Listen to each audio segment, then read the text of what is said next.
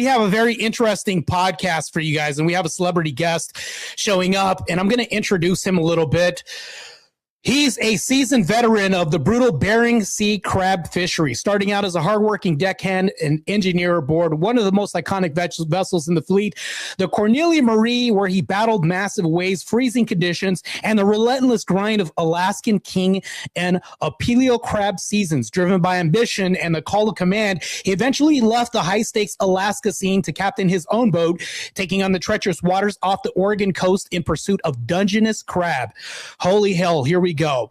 There he helmed a converted 76-foot powerhouse, navigating unpredictable storms, treacherous sandbars, and a notorious Dungeon Cove bar that has claimed actual lives and vessels alike.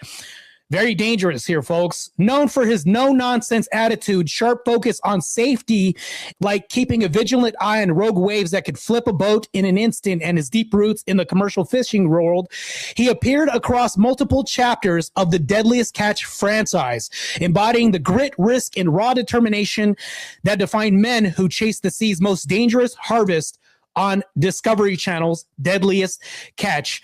I'm going to bring him out right now, and he's needless to say, he really doesn't need an introduction, but I'm going to bring him out right now.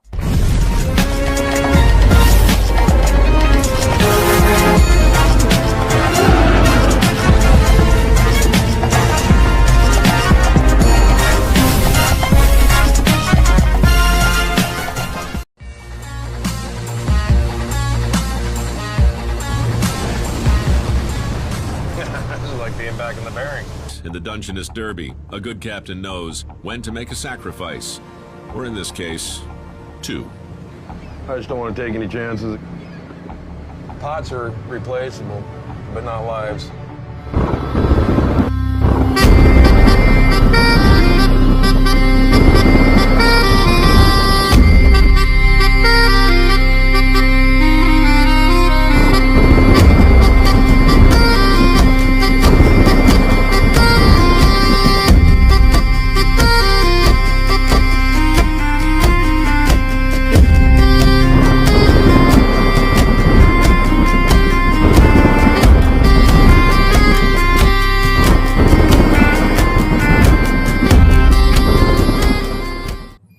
How's it going, Marc? Good.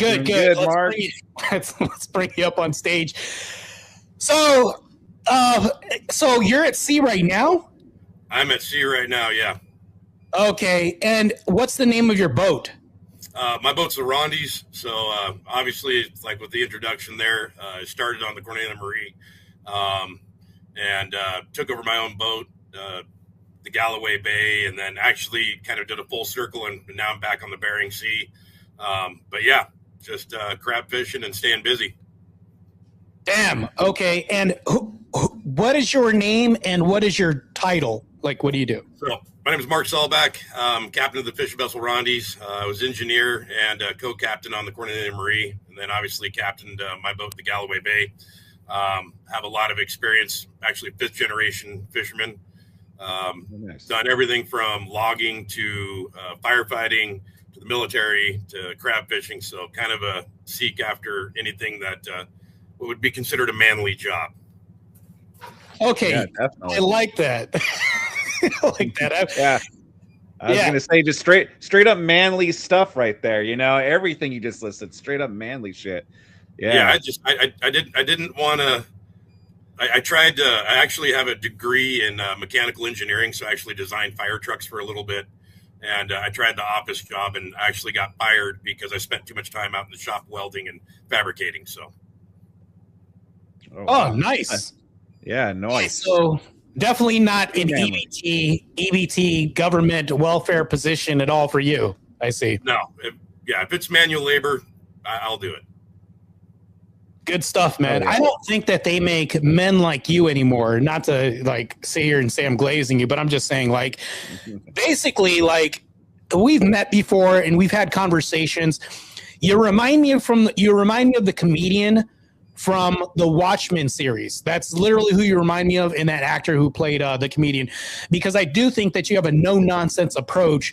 Right out the gate, I'm going to ask you a question real quick. So I had seen a clip of you talking about mutinies at ship and that these laws are still, I would say, intact for the seas. So describe to me what these laws are. If like one person says, no, fuck no, I'm not doing it, screw this, or a couple people say this, what are the laws at sea? Are they still intact? Like, what are they? Are they fictitious things that, you know, people have just said during Storytime Hour? No, actually, the laws of the Admiralty law was basically put together, you know, the 1700s by the British noble, you know, and aristocrats and everything else. And that's because Britain was governing the entire world's oceans at the time. And so they established law, gentlemanly law, so to speak. And a lot of those laws still apply to this day.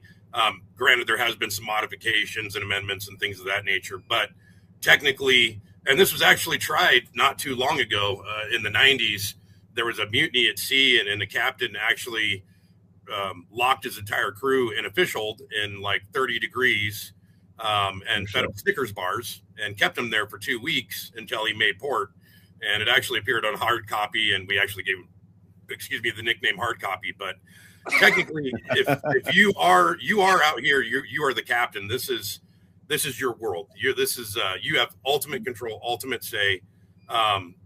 You know, if there is technically a mutiny, you have all right to be, you know, executioner, judge, everything, carried out, you know, because they're messing in your world. So, you know, I jokingly say if I catch people, and it's not even jokingly, I mean, I've done it, you know, if I catch people asleep at the wheel, I will literally just break their jaw.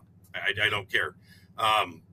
You know, just because that person, when they're on watch, they're responsible for not just my life, but the rest of the crew's life and the safety of the boat. And we are literally at our weakest times while we're all asleep, placing our trust in that one person. So if that person falls asleep, they're going to be eaten through a straw for a while. Okay, so I have a question because you mentioned executioner. Can you legally hang somebody at sea? Yeah, you actually technically still could. And you probably catch some in the U.S. You would catch some heck for it, and you know, there'd be a huge investigation. But yeah, you technically, from what I've seen of the Admiralty laws, there hasn't really been an amendment to that one. So I think that if you hang somebody, this would serve as a deterrent for other seas, like even back in the days in the 1500s, you know, at seas that they would see these bodies and be like, oh shit, and maybe a deterrent for the rest of the crewmates on the ship. And they probably see this. Not only would this serve as a deterrent, but this would be kind of like a scarecrow, so to speak, from anybody that wants to have a mutiny or kind of challenge your authority and leadership on the ship. Oh, most definitely. You know, I mean, if you look at, you know, you take, you know, mutiny on the Bounty for one. That's one that people know about. You know, I mean, everybody said that Captain Bligh should have probably hung somebody because stereotypically when they would hang somebody for mutiny, they would leave them aloft in the rigging for multiple days. And to do exactly that, act as a deterrent. And, you know, people suggested that, you know, the reason he didn't do it is because of his friend was the mutinous person was Fletcher Christian, his friend. And he just was, you know, kind of going easy on him, and you see where that got him. So, but yeah, I mean, that was common practice with, you know, back in the day, especially among like privateers, pirates, as we know them. If they had mutinous people, they would literally string them right up and hang them from the yardarms and leave them there. Wow. That's pretty brutal. Yeah, that's pretty wild. Is there any, you know, like you see, like Pirates, the cartoons, walking the plank, any instances of that? Has that ever really happened, walking the plank? Or yeah, there is some documented you know, documented cases where they've actually, you know, tied people to what they called grape shot, and would like literally, you know, basically take cannonballs, strap them to them, and push them off the plank, and you know, down they would go to Davy Jones' locker. So yeah, it was pretty brutal. I mean, you think about slavery in the U.S. and people being whipped. Well, imagine, you know, being an English merchantman, you know, or naval person, you know, back in the 17 and even, you know, 1800s, even in the U.S., you know, punishment by cat o' nine tails, you know, which is basically, you know, a whip with 9 tails or 12 or 16. And a lot of times they would have metal fashioned to them. So, you know, you would literally be cleaved and have flesh removed from your back. I mean, they'd strap you up to to one of the boards, and you take 6, 9, 10, 12 shots, whatever the captain decided. Wow, that's crazy. Yeah. So it's you're seeing that world. But that's such a crazy world that you live in, because a lot of people probably can't even understand the discipline or even the workload that it takes to even manage your ship, let alone be on your ship. So back to this, I do want to ask a question about this. What inspired you to pursue a career in commercial fishing, and how did your early life experience shape that decision? Yeah, so I kind of grew up around commercial fishing. The last thing I actually wanted to be was a commercial fisherman, just because my father was, and I was like, man, I don't want to do this. So I was kind of pushed along the side of being a firefighter. So that's actually where I thought my life was going to take me. And at the same time, I wanted to go to college. My family really didn't have a lot of money. So I was like, well, I'll join the National Guard. And, this is 1997, 98 actually. And and then we can go down that road. But, coming back from all my other things, one, I kind of felt like I had a duty to my family to kind of carry on this tradition. Two, I liked the camaraderie. I liked the structure. I looked at other jobs and I was like, I don't want to be surrounded by a bunch of like pansy bitches. Excuse my language, but I couldn't do it. No, you're good. I tried that. I tried the everyday 9-to-5 life. I tried, all of it. And I was just like, wow, I'm surrounded by a bunch of weak people, weak-minded people that couldn't think outside the box, people that didn't have the motivation, didn't have the drive, that, I couldn't do it with my life. I was like, man, there's too much more that that I myself personally want to, ascertain. And I want to see the people around me like do the same thing. And that's kind of what has got me back into it and kept me in it. Yeah, it's interesting when we say that we don't want to be surrounded by death and fear and dead men, basically, because these men, they're already dead. Like, and that's the thing, though, is like when I worked for the government at the time that I had met you, like, you know who was a dead man already, because they're the person that doesn't watch their six. They don't have situational awareness. And that's the person that's going to have your not back, so to speak, when it comes to this. I imagine it's the same thing getting on board one of your ships and somebody falling asleep on the wheel, somebody not pulling their weight, maybe even that. I don't even think those people will last long in your world, because you'll filter them out like a good father would, right? You would say, no, you can't date my daughter. But we miss good dads in the world. Like, this is one thing that we're missing. The filter that brings men around, they get vetted by this man who's a good man, who's traditional, maybe conservative at the time, and also has these values. Dare I even say Christian ethical systems. Speaking of which, you're a father right now, and you are a family man, correct? Correct, yeah. I actually have multiple kids, and actually have my toddler out here with me right now. Oh, wow. But yeah, I mean, I come from a very Christian background, where the father leads, the man leads. And unfortunately, in my time, in my 46 years, I've seen so many lost souls when it, come to speak, when it comes to men who don't have that guiding force, that guiding light, that somebody to look up to. You and I, Mateo, both know somebody like that. And I see it as kind of my job as a man in this world, especially a Christian man, to pass on that knowledge, that faith, that motivation. And it's the hard stuff. I mean, we literally just had an issue on the boat not too long ago. And even though we have laws and regulations, I said, let's forget about the contract. I go, you guys basically want to test the waters. Like, let's do this, you two fight it out. And then, then you guys are going to take on, one of you is going to take me on. Whoever wins your guys' fight is going to take me on, and then we're going to see who's got the biggest set of balls around. And, Nice. They just looked at me, and their eyes got huge, and they're like, "Well, you're the captain." I was like, "Hey, I own the boat, so what I say is good, and if I say this is okay, this is okay." And I was like, "It's ready. It's time for you guys to put your money where your mouth is. Let's get this. Let's rumble." And yeah. It was funny because, the one of the persons was just, I don't think he's ever had that in his life. He's never had another man stand up to him and say, okay, let's do this. And to me, you are not a good man unless you're willing to back up your words, and if you can't, I don't care if you're going to have your, behind handed to you or not, you do it just for principle, and unfortunately there's so many people out there, especially men, that don't have that drive anymore, that don't feel it's necessary to prove who they are. And that's the one thing I love about this industry, because out here, we're not only battling Mother Nature, but we're battling, each other, because it's a confined space. Everybody's getting on each other's nerves.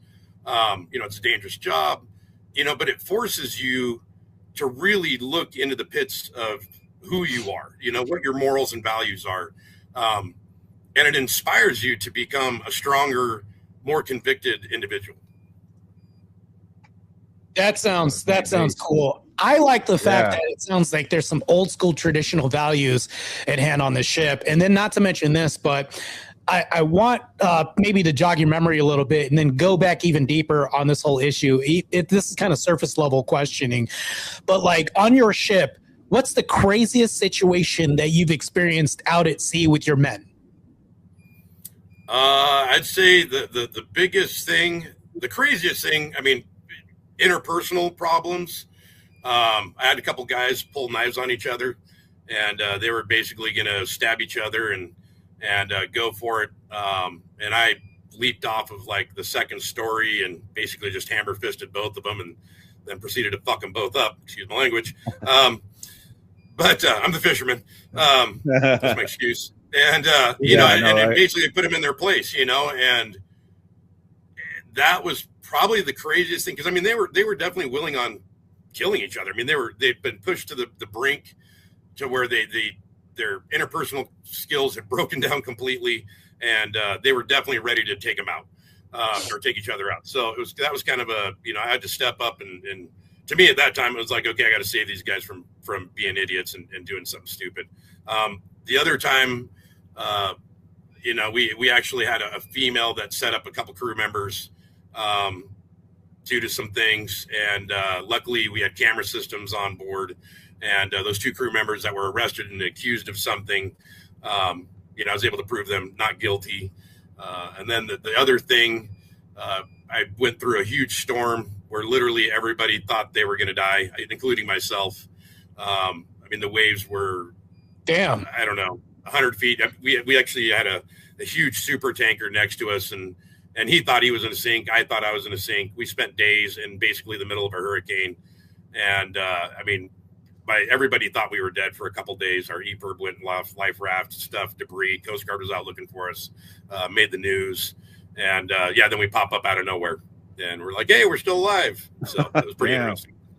Was that when you had to retrieve, like, I saw something where you had to retrieve like some like pots or something, and you're able to retrieve one, but the other two, the waves were so wild, you guys were like, we're not going to risk that? Or was that a different time? Yeah, so it was a different time. That was during dungy fishing, and a lot of guys don't like the push to the limit. Me, I'm like, well, I know where the crab are probably in there, so I'll push the limit. I've been doing this a long time, so I know what the boat can take and what the crew can take, but I also know that when it's time to stop. It's like everybody was like, oh, pots are replaceable, but lives aren't. And that's the truth. You can replace a boat, you can replace gear, but you can't replace a life. So you got to know, being a captain, when to put your pride aside, or the chase of money and everything else, and value yourself and the crew. So out at sea, are there contingency plans for rescues? Do you guys do rescues at sea? And do you guys do drills? Yeah, so it's actually mandatory. The Coast Guard mandatory, makes it mandatory that we train once a month. So we'll do, fire, man overboard, taking on water, obviously abandoned ship. Here in the Bering Sea, we're pretty lucky. The Coast Guard is amazing up here. The men and women that serve up here are truly some of the best in the world, I think. And they've rescued me before. I got a nice scar on my head where I got hit by a crab pot. I have a nice steel plate in my head. They saved my life, and they've saved my father's life. They've saved thousands of lives. So they're amazing people. When we were doing other fisheries out in the Pacific, you pretty much your only rescue is yourself. So when you get that far out in the ocean, you know, the soonest somebody could maybe get to you would be a week. And by that time, you're going to be dead. So it doesn't really matter. So I have a question. So you're the star of Deadliest Catch that I see. And on this podcast, we want to go through the lives of the celebrity guests that we bring on board. How did you get discovered by Discovery? No pun intended. Or did you just happen to just submit an application to be on the show, or did they find you? Yeah, so it was kind of funny. I can technically talk about this now because my contract's up. So, nice. Which is good. Yeah. So, yeah, I mean, the truth of it is, so the Cornelia Marie had a really long history. You know, obviously everybody knows the history of it. And Phil and my dad were personal friends. They were motorcycle riders together, if you want to put it the legal way. Anyways, so, and I knew Casey McManus, his dad, Jimmy, and I've known Casey for a long time. And I knew Josh from when he was very young. Nice. So they actually, they couldn't get qualified to run their boat via insurance. The insurance wouldn't accept them. So I actually went over there as the captain and was what we call the paper captain, I guess, because I was the one that could get insured. And that was why they could go out and gain the knowledge they needed to get qualified with the insurance company. And luckily for my dad or luckily for me, my father and a couple very prominent people in the industry had kind of groomed me from a very young age to be a captain. So I was kind of ahead of the curve in that way. Nice. So Discovery was kind of stuck with me after that. They wanted the Cornelia Marie and they had to have me. So you were part and parcel with that whole deal. Okay, my next question is, how has being a husband and father influenced your approach to the high-risk world of crabbing? Because a lot of people who are married men and who have things to lose, which you can't replace your family, would say that they wouldn't get into, I would say, industries such as yours. And what lessons have you learned about balancing family with your career, Marc? Wow, that's a tough one. I will definitely say with my past jobs, I mean, everything from contracting to, you know, working for the government, military to firefighting, I was definitely a lot more of a go-getter, I guess. I didn't expect to live past the year at 25. To be honest with you, if you would ask me when I was 21, 22, I'd be like, I'm going to be dead by 25. And then when I hit 25, I was like, maybe I'll make it 30. You know? And to make it 46, I'm like, man, every day after this is a gift by God.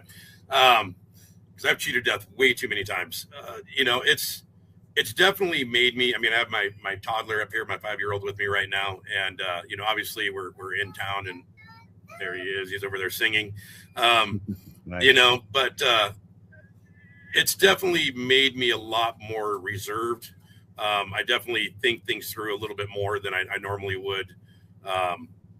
You know, just because I know that my kids depend on me, you know. Yeah. But at the same time, I always kind of looked at my crew as kind of my own children.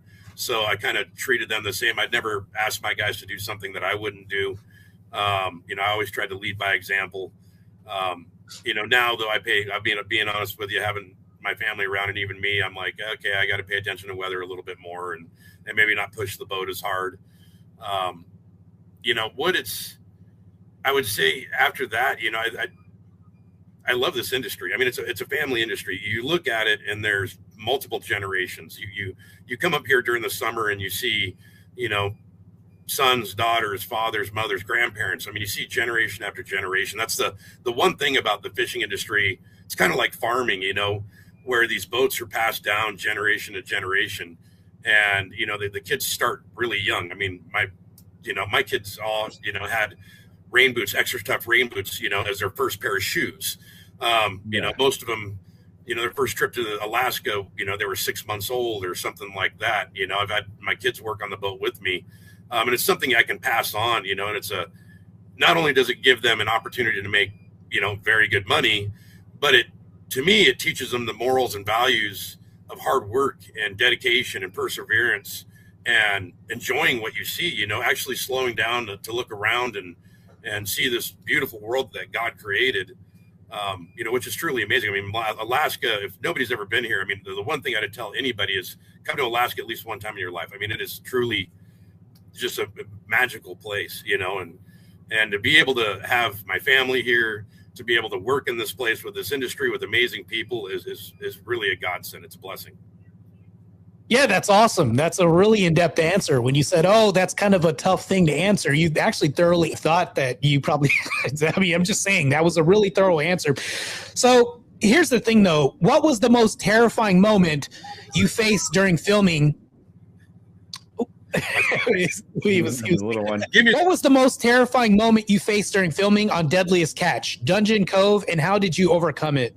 That went down the Eagle 3, and we were not too far. The weather was really bad that night, and we were running our gear. We were in kind of one of the bigger boats, and we heard the Mayday go out, and we immediately started running the direction for him, and even ourselves, we got caught in some pretty big waves, and I was trying to push the boat to get to where those guys were, and luckily the Coast Guard was on scene pretty quickly. And then we started a grid pattern, searching for the survivors, which unfortunately we didn't find. It's tough. It's tough to lose somebody, because all these little, especially like on the coast, a lot of those are more family based. When you come up here to Alaska, a lot of people come from all over the world to come fish in Alaska, and then they come up, they do their job, and then they go home to their families. Like in Oregon, Washington, and some certain places in Alaska, those they're really part of the community. Those fishermen, it's a community of fishermen. So, everybody knows everybody. And you see them day to day. Your kids go to school. You go to church together. Maybe your wife, is cousins of somebody else or whatever. Everybody's, there's a ton of community ties, and so to lose somebody in that community is really hard because, when somebody passes up here in Alaska or a boat goes down, it's felt very, very deeply here in the fleet and in these towns, but we don't see how it affects the community where they're from, so to speak, because we're just not there. Where when a boat goes down there, you see that basically the whole community just takes this huge hit and it's instantly mourning. And so for me to be there and witness that, it was really tough, and I mean, I met one of the kids' moms like really the next day, and I met, I saw the captain, that survived, and I met like all these people. I mean, it was like we came into town, it was just we were hit with everybody, and the fact that they knew that we were filming the show, people were kind of coming to us, and it was really hard, and it made me realize that, being up here in Alaska where, a lot of guys think of themselves, oh, we're professional fishermen up here. It's kind of nice because we have that disconnect from the communities that we leave, and, we were able to come up here. We're down there. It's like, man, you're in it for, a week or two, or 3 or a month while the whole community mourns. And, for me to get over that, was faith, I mean, my faith in God and my Lord to see me through and protect my crew and watch over me. I mean, that's what gets me through everything up here is my faith. So you brought up faith several times. May I ask, what denomination of Christianity do you belong to? Yeah. So denomination wise, I was actually kind of raised Protestant and Catholic, and I actually have some Orthodox in my family too. So I'm leaning more towards Orthodox now, which is kind of funny. Oh, nice. I'm kind of leaving the Protestant side of things and going Orthodox. Fucking based. And that's just kind of the way it is. Okay. Since you and I have met, go ahead. I lost you guys there. All right. So yeah, my headphones died finally. Oh, you're fine. So you can still hear me, right? Yeah, that's kind of where I'm going. Is just the Orthodox side of things. Gotcha. So ever since, I think that we met before over at Campfire, we talked a lot of shit. And then not only this, but we talked about values, intrinsic traditions, culture. I think we went over everything, but I've been baptized since last we met. So I'm an official Orthodox. Congratulations. Good for you. And we met around a bunch of Orthodox men. I happen to meet a lot of celebrities during my pro career, but when I met you, it was like I started meeting a lot of other people around campfires during that time period. It's really weird, but it's just a really weird happenstance. But here's the thing that I have to ask. How has the show changed your perspective on the fishing industry, especially regarding safety and the realities of Dungeon Cove in Newport, Oregon? It's the show definitely highlights. I mean, obviously it's a show, it's a reality TV, so they have to highlight drama and the dangers and everything else. So it brings a lot of focus on that. So, being a captain and being part of the community, speaking at different things, different events from, United Fishermen's Association to numerous other things, it's really made me focus more on passing on that knowledge and safety, passing on, kind of the good ways of being a captain, what to watch out for, and basically trying to teach the younger guys and the youth, better means and better ways to not only save themselves if needed, but preserve their boat. Also, I've worked with a lot of industry leaders, from electrical companies to numerous other things, to help develop better safety measures and better safety equipment, for the industry. Because, this industry was pretty much functioning in the 1950s and 60s for a long time. And it's a really hard, kind of like the fire service, it's really hard to bring technology into this industry just because you've had a bunch of old timers that are like, if it works, don't break it. So trying to get like GPS locators on every crew member, trying to get, just different things to increase our, our survivability. So, and I saw that with the military. The military has been doing that year after year after year. So it was like, let's bring some of this back to this industry that's so dangerous, and make it a little bit more survivable for individuals. So that brings me to my next question, and Vic, you could even parlay on this. I kind of like bounce off of this question as well too, and offer some input. Yeah. Do you think that feminism will ever infiltrate the high seas when it comes to low tech and manual labor at any point, Mark? No. I don't know. I don't think so, but so Mark says. I will be honest with you, and I'll give some women some credit. Oh, here we go. Okay. Yeah, it's a very I'm just going to be blunt and honest. There's some women out there that do this job. And if you look at who their families were, they were raised by a captain, they were raised in this industry, and they can hold their own to a level.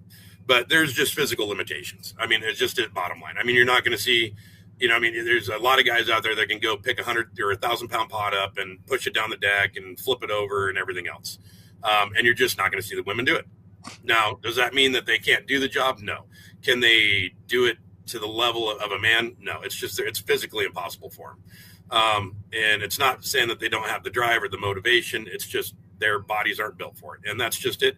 And it's the same thing with firefighting. I mean, we saw it numerous times in firefighting where women, not saying that there's not exceptions to it, where you have a woman who, literally trains night and day to, become bigger, better, stronger. Maybe her genes are a little different or whatever.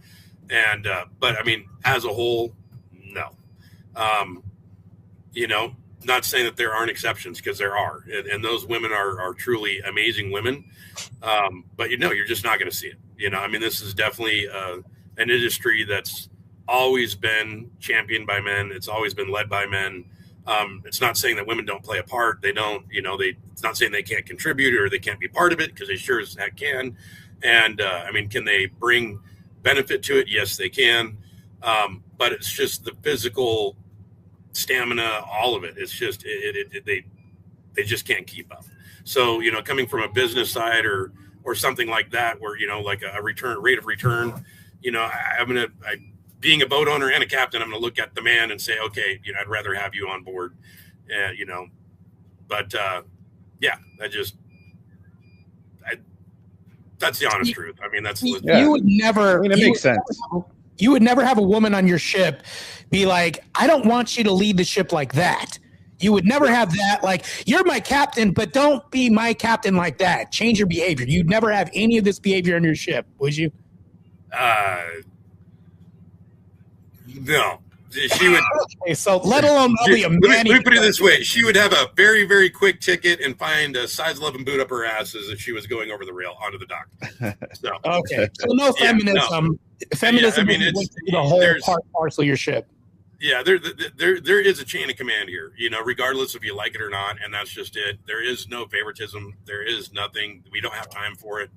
We can't play the I'm a gentle, or this, or I'm a female, or I deserve that. No, there is none of that out here. We don't tolerate that shit, and it's basically you prove yourself by what you do.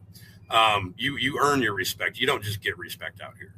So we don't give anybody respect, and it's relative in the pay. It's relative in everything. You don't get to just come on board and bark orders. I mean, you come on board and you are literally no better than the bubble gum on the bottom of my boot until you prove to me that you're worth something. And if you don't prove that very, very quickly, then you're off my boat very, very quickly. So. Okay. So women could probably provide a support role, really valuable support role. That's great from home. Right? Okay, good. Okay. That leads me to my next question. And then Vic, you can ask a question after this. What advice would you give to aspiring captains based on the challenges that you've encountered on the show, like equipment failures and crew dynamics? So the funny thing is in this changing environment that we have, I was blessed to kind of catch the last, with my age, kind of catch the last of the manly men. I mean, if you look at guys, I was born in 79, but, you look at even the early 80s and here's these guys with, Tom Selleck mustaches, hair coming out, gold chains and, manly men. Everybody's ripped. Everybody's like, doing manly stuff. And then you look at like our superheroes of today and you're like, who's that guy? You're like, wow, how did we go from men to like whatever they are, yeah. And then those are like what we're supposed to look up to. And it's like, yeah. So that unfortunately is spread over to the younger generation. And, I literally went through 34 people in 1 year just because they didn't know how to work. They couldn't handle direction. They couldn't handle criticism. The job was too tough, too physically demanding, too mentally demanding. I literally had people like walk out and not even collect their paycheck because they were just like, I'm so done. So when it comes to the new guys that are getting into it, you kind of have to be not only a mentor, but you have to be a psychiatrist. You have to be, a captain. You have to be an instructor. You have to be all these things, to keep your world happy. And so, I try to tell the young guys coming into it, I'm like, hey, you gotta set that standard really high for these guys. And you got to push them and motivate them to obtain that, as fast as, as you can, and not be so, willing to be, give in to people. You have to be able to motivate people the right way and push them without obviously breaking them, hopefully. But, that's the big thing. Now, when it comes to safety, training and a lot of classroom, talking to the old timers, getting the experience that you can, reading a lot, I read all the time, there's a lot of different things that you can do, teach yourself everything from weather to whatever. This is an industry where you kind of have to be a jack of all trades because there's nobody here to help you, and so you have to be able to learn it all from electrical to hydraulics to mechanics to you name it. So knowledge is key, So, okay. So you would, I know, Vic, I'm kind of butting in right now. I know you're probably going to. Oh, that's fine. So I have a question. So you've seen masculinity kind of take a dip or kind of like a dive since your generation or our generation growing up with the new employment that's been offered to you. Have you seen a decrease in masculinity, or have you seen where do you see it going from now? Do you think it's going to continue to decrease with societal norms going this way, or do you think there's hope for the future? Honestly, I think it's going to decrease. We used to have a lot of guys that would come out and want to get a job on here, to seek adventure and kind of push themselves and test their limits. Not just to be on TV or anything like that, but just to honestly like come out and have an adventure like people used to seek, especially in Alaska, which is kind of the last frontier. And we don't see that as much anymore. We're not seeing the younger generation, especially from like the lower 48. The kids of Alaska are stepping up because they've grown up here, and they've been in these industries for generations. but we're not seeing the people from like the lower 48. What we actually are seeing is a lot of Eastern Europeans, you know, stepping in and trying to fill that role, that are still these kind of like, you know, come from Russia and all these kind of more manly countries, so to speak, anymore. You know, those people are like trying to step in and take the jobs. But we're not really seeing it from the lower 48 anymore. We're not seeing the young guys that want to push themselves and test who they are. You know, they'd rather sit at home in their 9 to 5 and drive their Prius and sip their Starbucks and, you know, I don't know, whatever they do. Yeah, if you're driving a Prius, your estrogen's going through the roof at some point. I can probably see it. I know, right? Yeah. Hey, Vic, I'm gonna leave. Give me 1 minute. I'll be right back. I'll let you guys two chat for a second. I'll be right back. Give me a second. Yeah, no worries, Marte. Yeah. I had a question. So, like, when Discovery started filming, you know, for the show and everything, how did like their film crew adjust to it? Was it difficult for them because of you know, the weather conditions and maybe some of the hard things you see at sea? Like, how was it for them? So, needless to say, so how the boats work is you actually have kind of a line producer that's on the boat. He's always up in the wheelhouse. And then you have a deck shooter, and obviously they have stationary cameras all over the boats. The deck shooter, though, he's out there with us. I mean, he's out there and, you know, taking waves, getting blindsided, you know, and a lot of them get seasick. So it literally in between shots, they're puking over the side or on themselves or, you know, slipping and falling. And, you know, we're always screaming and yelling at them to get out of the way or be safe or whatever else. So I take my hat off to the deck shooters, because those guys are like literally in the trenches with us day, night, you know, all the time. You know, and the line producer's up in the wheelhouse not doing anything. You know, the deck shooter's down there, you know, following you into the bilge or into the forepeak, or, you know, he's down in the grime with you, you know, where the line producer's kind of living the high life up in it's always sunny and 70 in the wheelhouse. So he's up there doing his thing. And yeah, so that's it. And it takes a lot too, because I mean, now you have this tight knit crew on a boat, and then you interject these two people that they're kind of outside the bubble. And so they got to try to fit in and become part of the crew. And sometimes that works and sometimes it doesn't. And, you know, and so there's a lot of butting of heads but I will say one thing, you know, a lot of the guys that I've had the opportunity to work with are amazing. I'm still friends with quite a few of the guys. You know, coming back up here to Alaska, we see them all the time, and it's like, hey, you know, so, I mean, there's some really great people out there. Oh, nice. Yeah, that's awesome. Nice. So how do you think the portrayal of commercial fishing on Deadliest Catch affects public perception? And is there anything that the show got wrong about the daily grind? So, well, since my contract's up, I can speak freely. There you go. Nice. Yeah. I mean, honestly, yeah, there's a lot. It was, I'll be honest, the first, I would say maybe 10 years of the show, maybe 15, something like that. We're really good. You know, things kind of took a turn, you know, with the show when Phil passed away. You know, and same thing with like Dungeon Cove. I think they needed to focus more on like the actual job itself and not the drama around it. The job itself is dangerous enough. You know, you don't need all the drama to fill in and all that.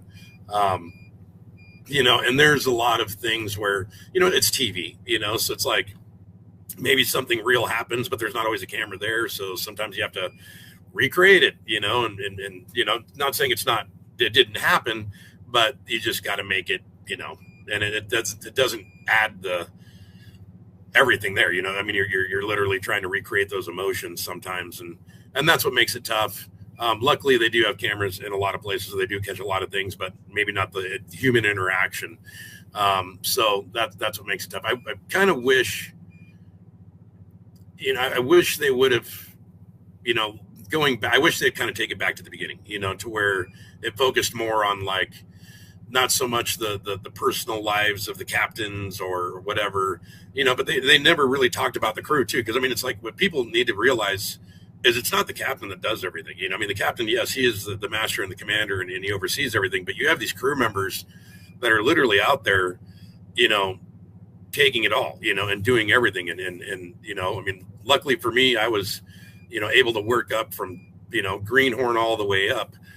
so I know what every job entails, where other captains haven't been that way, but I wish they would focus a little bit more on the dynamics of the crew and, and the fishery itself, the technical aspects of it and what gets us, doing what we do, why we put our gear in certain places, why we're moving it, I think, trying to teach people a little bit more, not just entertain. Nice. Yeah. Okay. We briefly talked before the show backstage, before we brought you up, and you had mentioned that you, in our conversation yesterday prior to this, that you had served in the Army.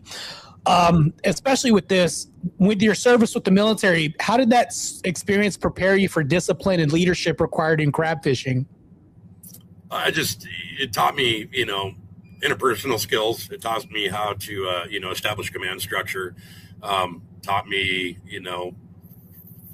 how to hold myself and others accountable, disciplinary measures, basically just structure, life structure, especially in a job that requires, total commitment and focus, especially when you're tired, your body's degraded and everything else, how to give you that internal, or intestinal fortitude to see through, and to motivate your people correctly.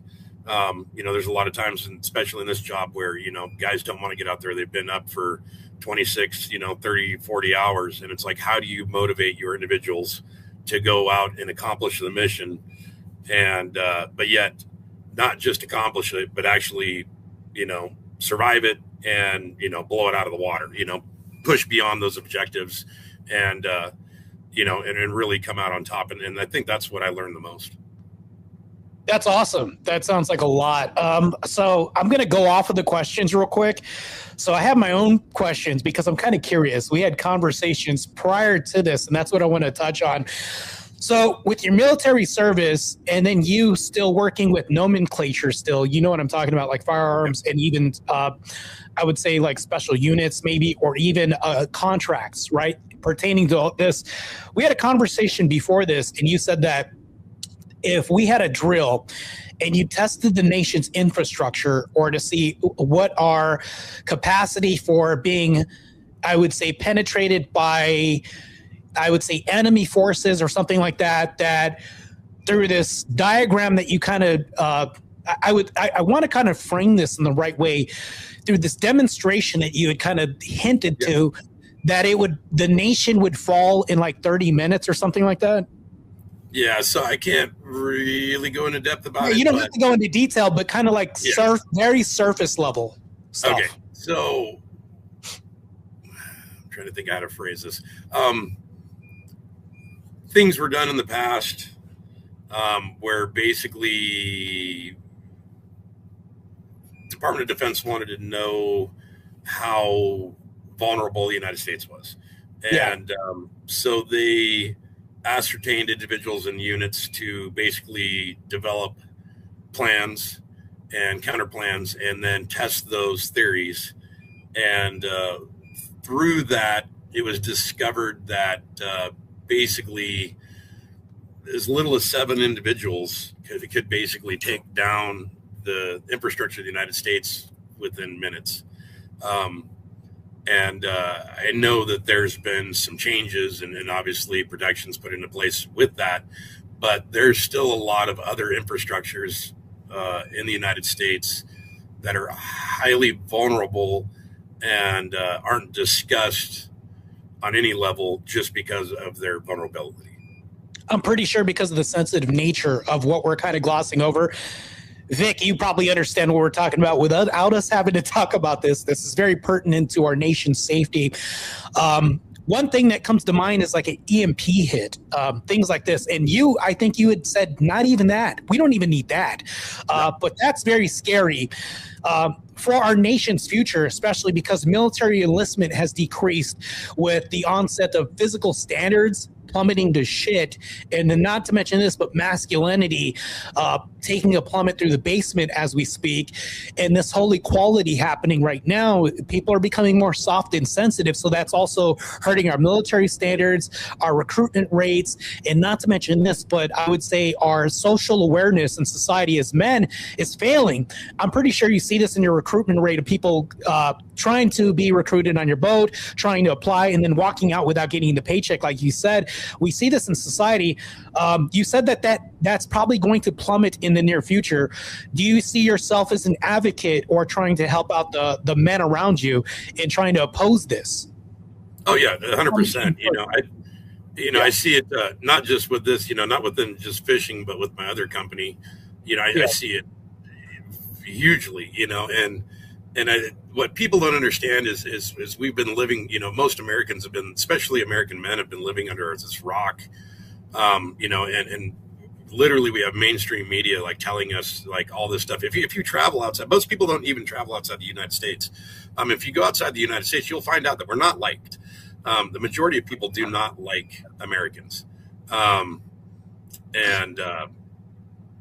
majority of nations out there, their youth are training at a very young age on how to be survivalist, and survive a very threatening world that honestly that we live in that we don't even know about. Most Americans don't even know about. And you see it very quickly when you go overseas, and it's like you can go overseas and most kids know how to use an AK by the age of 8. You look at China and they're training their, children at the age of 6, in military preparation and tactics and weaponry and everything else. Meanwhile here, in the United States, you have all these people, trying to bring down the Second Amendment and wokeism and everything else and, take away masculinity. And, you have women that, it's pushed that women are supposed to get all this treatment and everything else. They can't question anything yet, and you see it like in divorce, you see where like the woman gets everything. The man is still left to pay, but yet doesn't have to, doesn't get the right to see the children and things of that nature. I mean, there's so many different angles in the United States where we've been set up to fail, not just in the legal system, but in, like schools and universities. I mean, universities are the worst, if you ask me. But even in jobs, the DEI and everything else. And all these, it started back a long time ago, where it's literally horrible to be a man. You can't be proud to be a man, and you see that even across races. You don't see people, it's like, certain races can be proud of who they are, but if another race says they're proud, then that's horrible. That's racism. Right. Yeah, exactly. So much of it. And it's all these double standards, and it's the only double standards that they accept, the media accepts, or whoever they are, that they promote, and it's like, I like to go against that. It's like, hey, I'm German, and the funny thing is guess what, some of the people in my family were like literally SS German officers. But then the other half of my family fought for America, and I'm like, so what, and like talking to my relatives, that survived World War II in Germany, like listening to their stories, I'm like, well, that doesn't even match, and they have like proof, that doesn't even match like the narrative I learned in school. And so I was like, wow, then so I started like actually doing research on my own and looking at different things. And I'm like, wow, everything I was being taught in school about World War II and how that was, there was so much false narrative in there. Not saying some of it wasn't true, but there was so much that was like, we were being programmed. And, and I've seen that so much in my life, where basically you have, this woke thing is just beating men down to be nothing, and not rewarding them to be a good father, not rewarding them to be a hard worker, not rewarding them to be a brave individual. We don't cherish the things that we used to. And it's like, you look at how, it's like, I see these like, oh, well, women, can have kids, women can do this. Like, what do men do? Well, I don't know. Men, built the entire world, we've done everything. We've engineered, it's like, that's what we've done. It's like, but yet we can't take credit for it. And, it's like, that's where, being out here on a boat, it's like, I can go to my crew and say, hey guys, you did a great job today. I'm proud of you, and to see them light up knowing me and that I don't give that freely, and that they have to earn that. When I do give that, they're like, wow, that's awesome. So, and it's the same sort of thing you see in the military, but that's why recruitment's fell down, because we have this pacifist world that's being pressed on. And it's basically, it's all BS. I mean, you look at all these people that are pro-Palestine, and it's like, I was laughing when I saw LGBTQ that was all pro-Palestine. Yeah. I'm like, if you guys went over there, do you know what would happen to you, Or exactly. I mean, I could go on for hours and days about all these different things that I see just in my world, where I'm like, I've seen that in real life, and it doesn't match up with what you're saying. It's funny because I have debates on this all the time about how, and Vic, you've seen these debates, and people will say, well, you know, people will say you're anti-black, Mart. Say, well, you're black. How can you be so anti-black? It's not anti-black. I'm just anti-degenerate culture. The black community, I would say, in my opinion, I don't know what both of your opinions are. I think they're the most racist, outwardly racist in America right now. And they're blunt with saying this. They can call somebody cracker, but if the inverse happened, it'd be bad. If we had the national advancement of white people, that'd be bad. But somehow we have the national advancement of colored people, and then there's the BLM scholarship that they offer, but there's nothing for white people. I've literally had debates on this where it's like, now it's like I'm looked at as the crazy person, or I get called a coon or a race traitor all the time for just saying this, when really it's just common sense. I'm just spouting common sense. But I think true equality is where things are fair, firm, and consistent across the board. But we can't have that, because now all of a sudden this is like an ideological war that we're in. And Mark, you're talking about this ideological war. You've traveled the world. I've heard stories from you talking about traveling the world. And then not to mention this, but I think on social media, you've seen me go to war against me saying that people who are bringing a contrary culture to the U.S., like Islam or something else that won't adapt or acclimate to U.S. culture. Meanwhile, you've just said that other countries are preparing their children to be survivalists, where we're not doing that, kind of like softening the nature of man.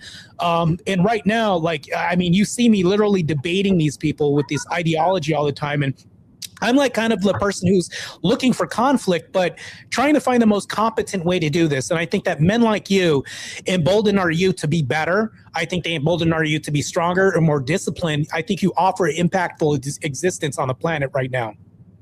Well, I think, you know, it's basically asymmetrical warfare. You know, if you look at it, I mean, it's what they've been doing. I mean, this isn't something new. I mean, this has been set up for a long time, you know, and the funny thing is, it's in warfare, if you chip away at something, you know, your enemy doesn't even notice you're there, you know, and if you chip away at it long enough, say a foundation of something, you know, that foundation will crumble on its own. And they've been basically doing that. I mean, you look at how strong the U.S. was in the 40s and the 50s when you had the nuclear family, you know, and it was easier, you know, I mean, it was the way of life was easier, you know, I mean, homes were cheaper, cars were cheaper, you know, the mom could stay at home, raise the children. You know, everybody was, you know, religious to some extent, you know, be it whatever it was. And, you know, now you've had that attack against that for decades, you know, I mean, now you got all these things where, I mean, we don't even know if we're man or woman. It's like, well, no, yes, we do. You know, it's pretty simple. You look down between your legs and that's what it is. Okay. I don't care if you put enough makeup and a dress or whatever, you're still a man. You know, it's like, so all of that is just nonsense to me. And I'm like, well, how did we even get to this insanity? You know, and I agree with you. You know, it's like I went to school in Tacoma, Washington for a long time. And it was like I was literally the white guy, you know, in the school of blacks. And man, I mean, talk about racism, you know, I was like, wow, you know, you guys are, I was just like, hey, how you doing? You know, and they're like, you know, cracker, whatever, you know, and I'm just like, all right, wow, you know, and so I always laugh when I hear black people talk about, oh, white people are racist. I'm like, well, I was just a little white dude. I didn't know anything. And man, like all these black people were more racist against me than anything, you know? And so, and I've seen that so much in my life, not just with blacks, but Hispanics, you know, Colombians, you name it, you know, across the board. And it's funny because like you look up at it and like the white race is pretty much like the minority of everything. Yeah. You know, they get blamed for everything, which, you know, it's like, I mean, you want to talk about the history of slavery. It's like, well, you know, it's like they're, oh, well, you know, white, you need to, you know, pay reparations and everything else. I'm like, well, no, really need to go back to the, you know, the African kings that were selling their own people to the, you know, the Dutch and the English, you know, maybe that's where the reparations came from, you know? So it's like, and that's the thing is people are so caught up in their social media and trying to appeal to society that they don't enlighten themselves by picking up a book or learning history. They learn, you know, for me, I'd rather learn from the people that were there or from a book that was wrote at the time, you know, versus somebody's opinion right now or whatever. I mean, I'd rather learn from facts or the people that actually witnessed it. And, you know, than anything else. Cause I mean, there's so many ways to be misguided or, you know, steered a different direction. And that's honestly what's happening is just our society is becoming dumb and controlled by, you know, cell phone and social media and everything else and not taking the initiative to go out and teach themselves and learn and enlighten themselves. And unfortunately, that's been one of the biggest tools that they've used to, I hate to say it, pussify men. So, yeah, it's so ironic because we live at a time where we literally have like all this information just in the palm of our hand on a phone. But yet I also agree. I feel like we are dumber as a society. People don't really know what they're talking about a lot of the time, and they don't bother to do any sort of research on their own. They just believe whatever they're taught in schools, pretty much. Well, and the problem too with that is you look at like Gronk or, you know, all these AI things. And I mean, it's funny because what most people don't do is they find a search engine and they're like, oh, this is the one I'm going to use. And I tell everybody to go out there. I go, you know, pick a question, utilize multiple search engines and see what answer you get. You're going to get multiple different answers for that one question. And it's basically, and you can tell if that platform is trying to steer you either neutrally, liberally, or conservatively, based on those answers. And to me, you know, so many people don't pick up books anymore or don't go out and see things for themselves. So they rely on that, you know, tool in their hand that they carry around, that little mini computer. But what they don't realize is they're basically being groomed and steered a certain way by the creators of those platforms, you know, to think a certain way. And they don't even realize it, you know. And, you know, our social media, it's like, it's funny. I mean, you can take what was attractive for a woman in 1970, 80, and 90 to now, and you're like, wow, that's completely different.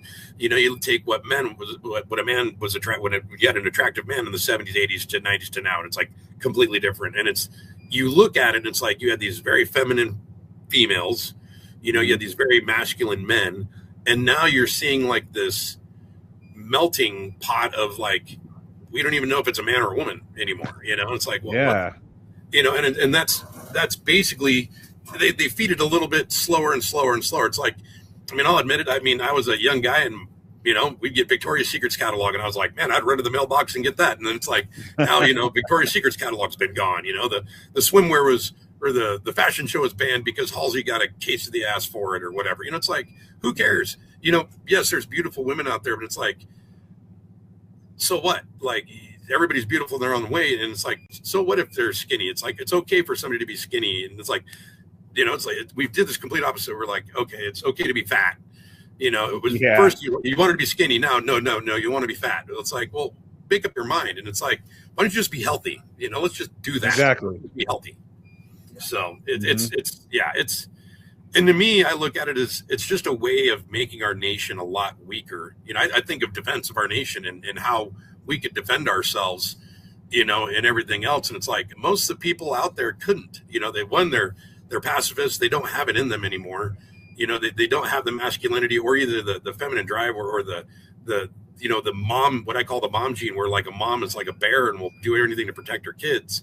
You know, even females don't even have that anymore because the lines between male and female are so blurred that you don't even see a lot of females having that anymore. You know, they don't have that nurturing, like, I will give my life for my children.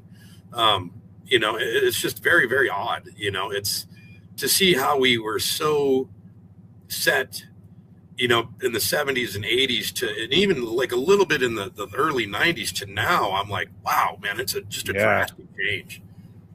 So I have a question real quick. So one of the questions I have is, I know that the men that will be underneath your, I wouldn't say tutelage, but your direction for a spell, probably like, let's say, well, first of all, I just want to ask a question to get to the next question. How long do people on average stay underneath your command?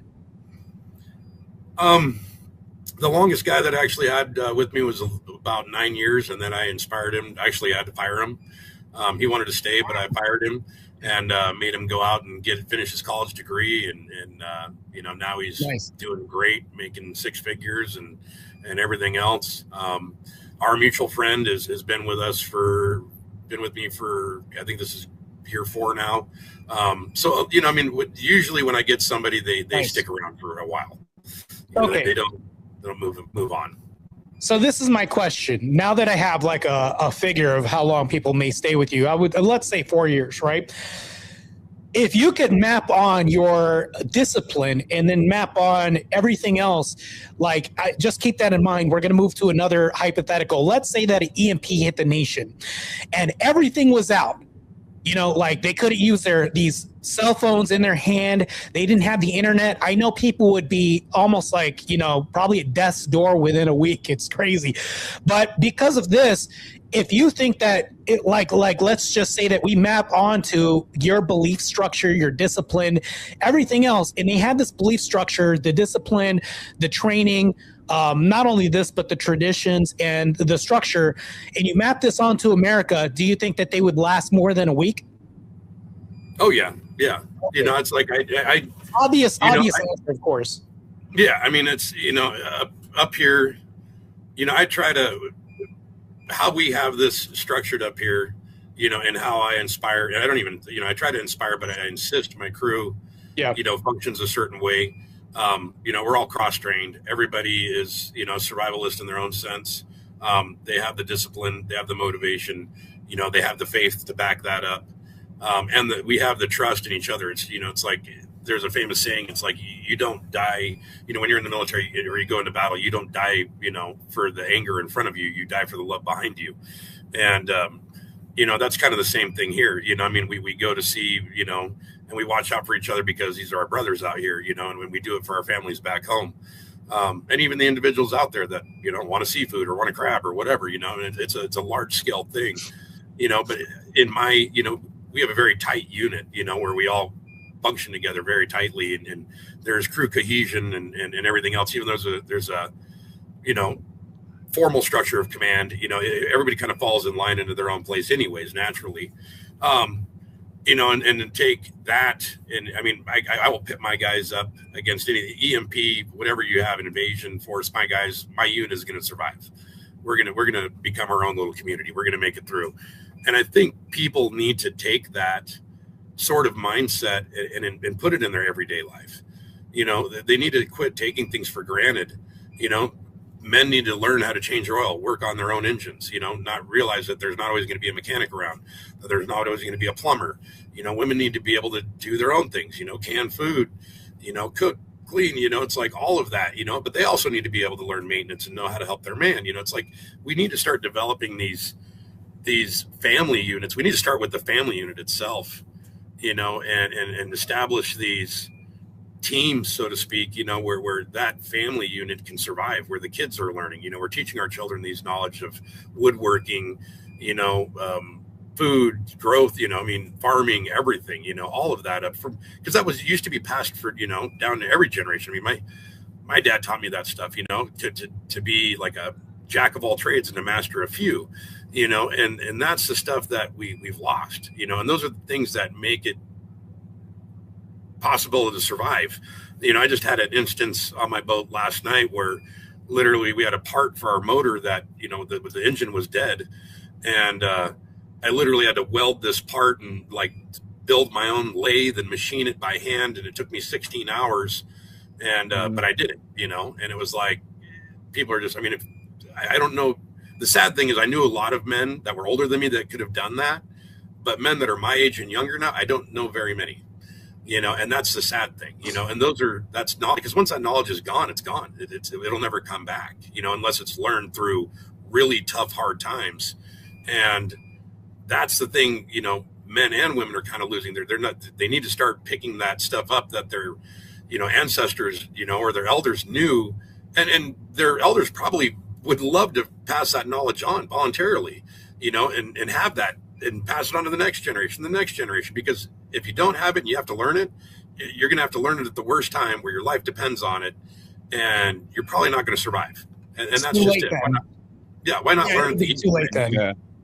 Mm-hmm. So that's the way I look at it, you know, and this nation is floundering in that level. You know, everybody just, yeah, I mean, it's sad. We used to be a very, very strong nation, you know, with very, very strong, determined people, and now we are not. Yeah, go ahead. You were going to say something.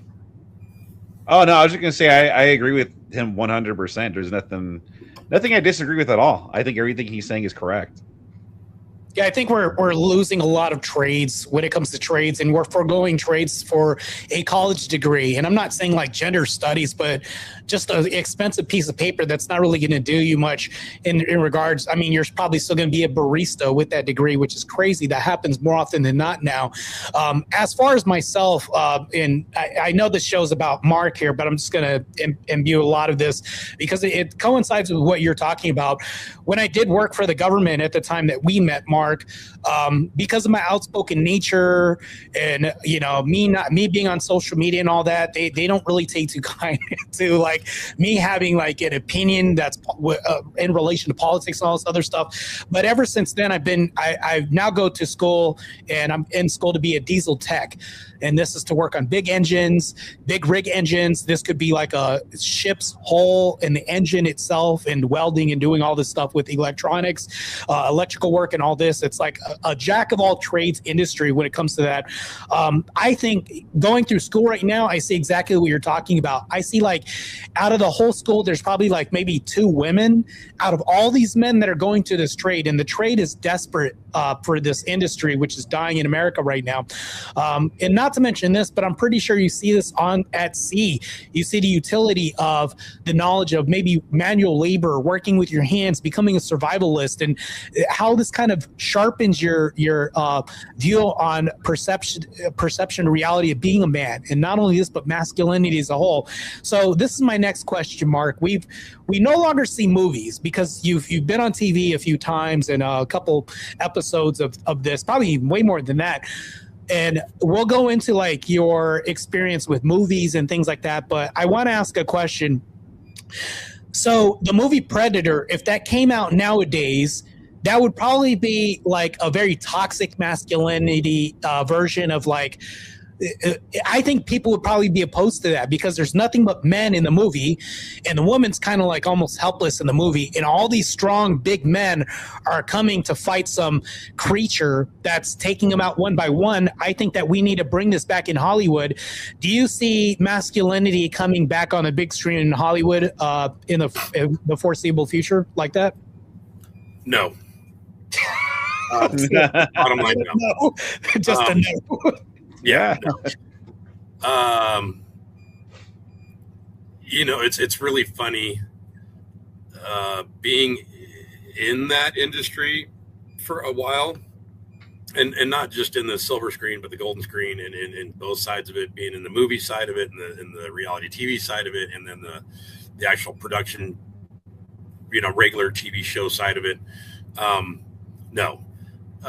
Masculinity is the biggest threat to them, and whoever that is. I'm not going to pretend like I know who that is. If it's the 1%, or everybody's like, oh, the Illuminati, the 1%. It's like I don't know. I don't care.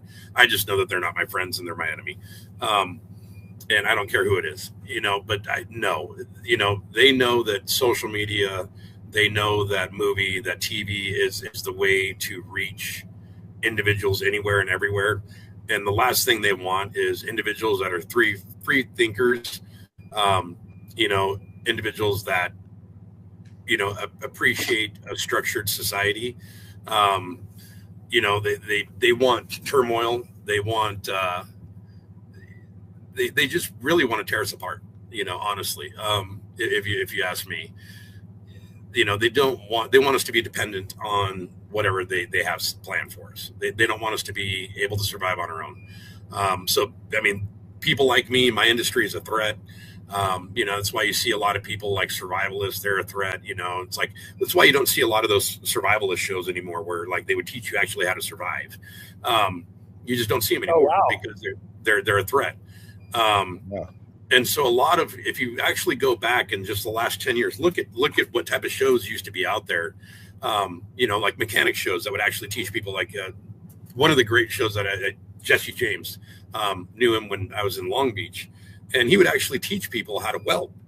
He motivated me to weld and build motorcycles, watching his shows when I was younger. And like, you don't see those shows anymore, because they don't want to inspire that. They want you to become dependent on your phone, dependent on that, that money, and that you rely on them, sort of socialist communist thing. I mean, that's they want you to be dependent on that. They don't want you to stick up and think for yourself. So will you ever see that manly stuff in big screen? No. I think you're starting to see a change of that with everything that's came out with the Epstein list, and we can go down that rabbit hole. Yeah, no, exactly. But, Yeah. It's I mean, there's an awakening going on. I think, the government started, the internet, and then they kind of lost control of it. And I think there's a lot of ways that they wish they could reel it back in, so to speak, so that we didn't have these ability to communicate. I mean, if you think about it, back in even the 80s, like we'd pick up our, phone that had a cord going to the wall, and now we can literally pick up a phone and snap a photo and, FaceTime and do this and everything else. I mean, I'm on the Bering Sea via Starlink, it's like, that's unheard of. So the how communication and facts and things are just passed, and we all take advantage of it, and we take it for granted, but we overlook a lot of things. But I think there's the ability, and there's kind of an enlightenment going on where people are starting to wake up and realize, okay, well, we have proof that COVID really wasn't what it was supposed to be. Yeah. And we're finding out that all these political people are basically now lying through their teeth and whatever else. And it's, to me, I laugh now where like people are still, when they're still following that narrative, a lot of boomers. And that's just because boomers don't have the ability nor the knowledge to how to pick up and look at Instagram, or, all they look at is CNN or Fox, and that's where they get their whole thing from. They're not looking at like, the backside things, the underground stuff, the Reddit forums and posts and things of that nature, the podcasts and stuff like that. So they're just thinking along those lines that, Russia bad, communism bad, and that's it. And, that's the way it's always been. And we have the ability, it's kind of almost like a second renaissance in a way, where we have the ability to enlighten ourselves through mass communication all over the world. I mean, we can literally dial up a guy in Uganda and be like, hey, what's going on outside your door right now? It's FaceTime. Yeah. Hey, what's happening in Kiev, Ukraine right now? What's happening in Moscow, Russia? We have the ability to network, and so many of us choose not to do that. And we literally can tell each other what's happening. I mean, it's like you saw what happened with January 6th, and people were live posting that and everything else. And, they were trying to paint a different narrative, mainstream media was, and yet people are like live posting stuff. And then, you were seeing various platforms take that stuff down for censorship because it didn't fit the mainstream media, same thing with BLM, same thing, all of it, and you can, if you look at all of that, you can see how it's being steered. And it's not being steered in a great way, and honestly, it's not saying I don't love my nation or love my government or whatever else. I'm a proud American. I mean, I live and die for this country, more than any time. I love the people in it, and, but that, I mean, I think there's a lot of ways we're being misdirected. And I don't think necessarily it's people just in America. Obviously, it's not. Look at the Epstein thing. It's worldwide. So. Yeah, it's funny because you mentioned how they like lost control of the internet. They did try to control the internet, they did try with social media. They censored people that said the wrong things, and they classified it as hate speech, and they tried to control speech through that way and the information through that way. But then when Elon Musk went and bought X, it kind of ruined everything, because he allowed freedom back on the platform. And it kind of destroyed a lot of narratives. He released those files showing that they did try to force the social media companies to not let people post freely. So they did try to control the internet, but now they've kind of lost control of it again, I think. Well, yeah. And I mean, you look at what's happening in Western Europe right now, where people are being persecuted and arrested for basically airing their First Amendment rights, And that's crazy. Yeah, it's true. And I have relatives in England and Germany, and it's just the funny thing is it's these very, very far left-wing governments that are doing this, that are literally censoring people and persecuting people for freedom of speech and everything else. But yet, here in America, we have the leftists saying, well, the right-wing people are that way. And I'm like, well, no, it's not, that's not reality. Yeah, exactly. And it's like I crack up because you like, when everybody comes down to like, oh, Democrats are this, Republicans are that. I'm like, well, really, if you go back to like the 1800s, like the Democrats were the ones for slavery, the Democrats were the Democrats were that. I'm like, it's kind of a flip flop, the Democrats were pro KKK, and oh no, they weren't. Oh, no. I'm like, okay, well, let me show you some proof, and they're like, minds are blown, and I'm like, yeah, you may want to rethink, and I mean, like even, we can talk about Kennedy and all that stuff that's coming out with the Epstein things and everything else. And I'm like, Israel and how much control and fingers they have in our own government here and why we're so there and everything, and I mean, I will say one thing, that there's a lot more in the Epstein files that, thankfully we have hackers out there that work in the dark web and that are smart enough to, obtain things and then put it publicly. But then the sad thing is there's even proof of it, where Epstein was paying a guy, a group of hackers to basically redirect search engines if it had anything with child molestation or trafficking, and there's emails, talking about that, where he's working with this group to basically misdirect searches on that.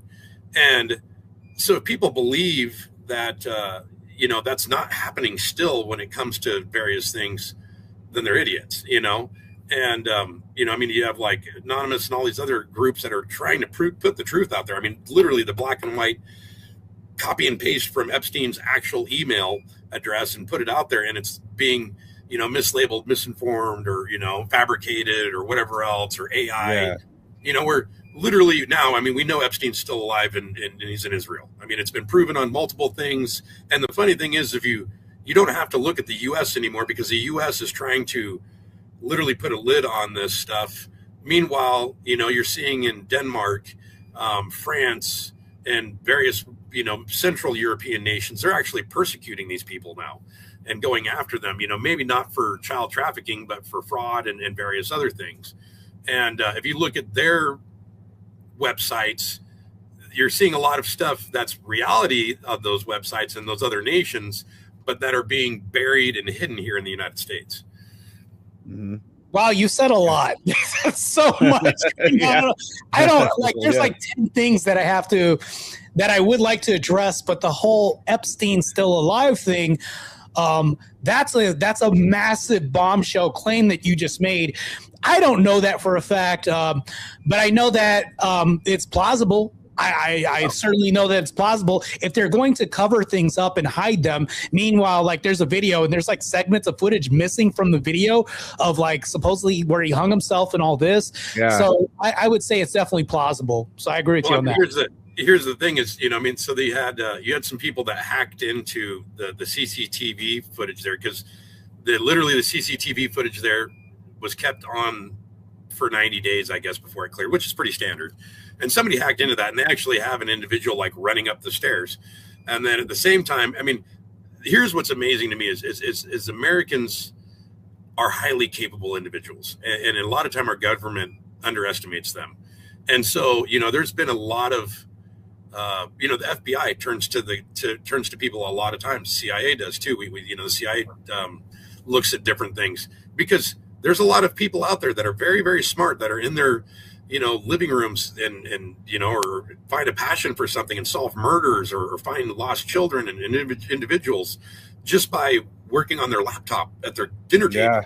And, there's a lot of people out there that, they got footage. How they got it, but they got, footage of somebody in orange jumpsuit literally going up the stairs, in between bed checks, the night Epstein supposedly killed himself, and then somebody else, put on flight radar a helicopter landing, at that building, that had no recognized N number on it, and they posted that. They actually recorded it and screen recorded it, Wow.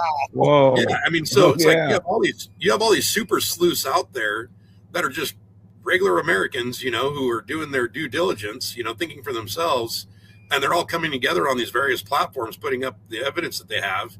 And then honestly, you have people that aren't Americans that don't trust the regime and everything else, that are, I mean, they've pretty much validated. They knew that the one video that they put out of Epstein supposedly was AI generated, but then somebody literally just pulled out their cell phone and snapped a freaking video of who they thought was Epstein, and then somebody ran a facial scan on it, which they're accessible to anybody, and they're like, yeah, that's pretty, like, I think the match was like 96 or 7%, and I'm like, that's actionable intelligence, coming from the military side. If your intelligence is 96, 97%, that's actionable intelligence. So that's crazy. From this conversation alone, I will say that my testosterone bumped up an extra 10%. I'm just gonna let you know right now.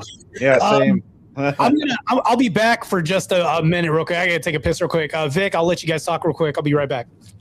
Yeah, no problem. Going back what you said earlier, you said something about how, like, people over the world, they don't really like look at Americans too fondly. Is it like, what do you mean? Like, is it like us as people? Is it our government? Like, what is it exactly? Well, I think it's a combination of things. A lot of governments, look at the United States as kind of as one that oversteps its boundaries and sets the precedents down. With the excuse of bringing democracy to a world and creating a stable world, which in a lot of ways we do. I think some of that probably gets tainted a little bit due to capitalism and industrialism. And the problem is a lot of people that, especially with outsourcing that happened, during the Obama administration, a lot of our defense comes from foreign. I won't say, complete, but, a lot of parts that go into our defense sector come from foreign entities. So, other countries obviously gain immensely, especially their private sectors, with the U.S. going to war. And not saying our people don't here in the U.S. also. So a lot of people don't really like the U.S. for that. And then, you talk to a lot of other, as an individual, they think we're dumb. Honestly, they think we're, the stereotypical California, Barbie Ken sort of thing, just, very self-centered, very, just American. It's funny.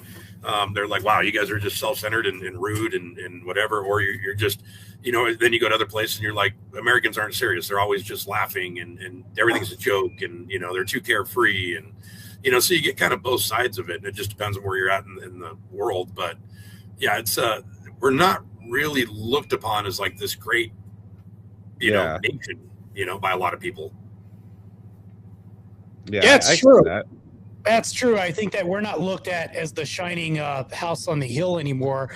I think we're looked at as either like Big Brother by our own nation, or looked at as people who are just frankly, by conservatives supporting communism. Basically, that's what it's leading to right now by a lot of people. And we're inviting a lot of socialist standards in society as well, too. And I think that's fraught with a lot of abuse that's happening right now. So here's the thing, though, globally and even nationally, I agree with you that our view isn't the best, especially by other nations. I went to the UK during a period of time when Trump's first presidency was happening, and I was competing.